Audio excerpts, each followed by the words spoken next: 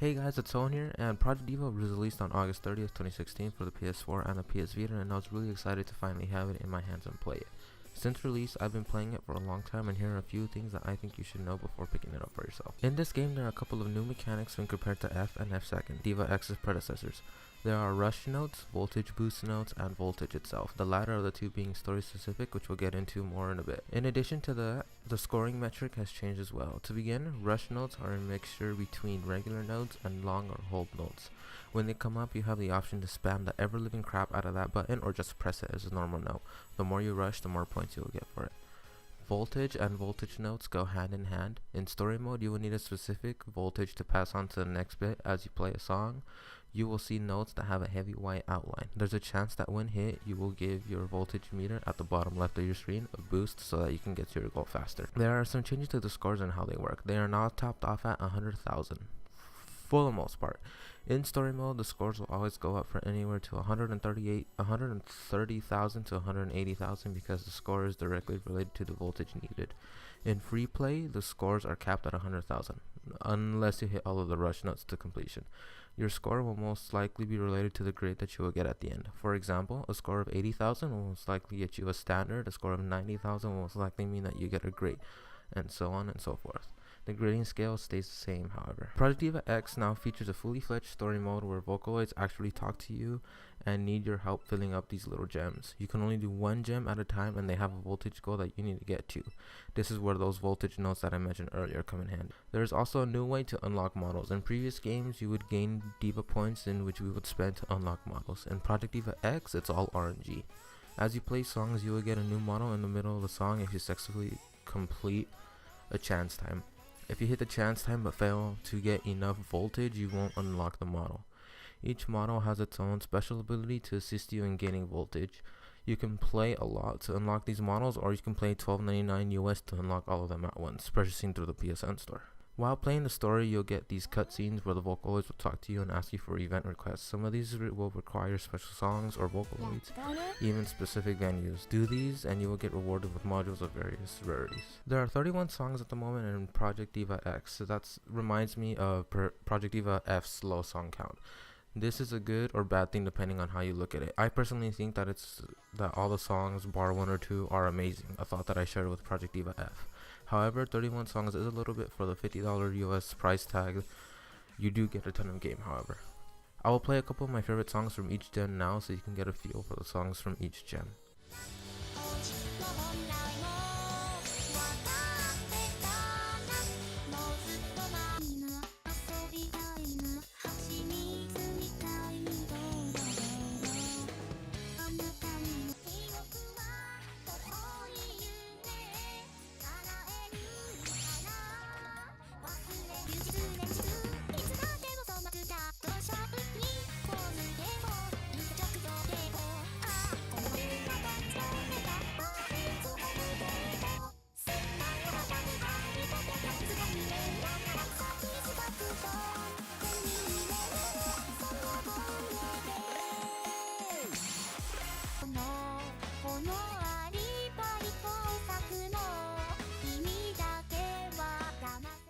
As mentioned before, you do get unlocked songs as you play through the story mode. 5 gems times 5 songs per gem is a total of 25 regular songs.